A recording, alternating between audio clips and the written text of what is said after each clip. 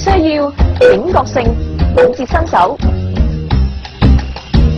第一招破搭膊摸胸，遇咗啲死佬扮張搭膊乘機摸胸，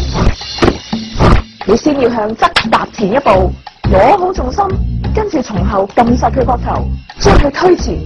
再順勢一掌推開佢。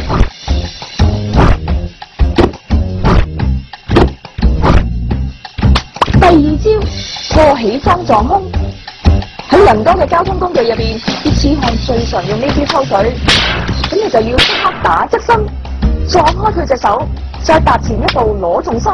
回身一巴車埋去，痛快！第三招破迎面推胸，早前嘅觀塘阿叔就最拿手呢招，破解要相當敏捷。先側身避開手踭，左手搭住佢個膊，拉佢轉身，再順勢兜巴星。第四招破紅抱擒胸，從後襲擊係最難防備，重點係手腳要同時作出反應，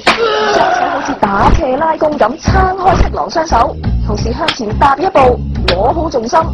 拉遠雙方距離，咁向下探低嘅手指能夠發力，打爆色狼下體。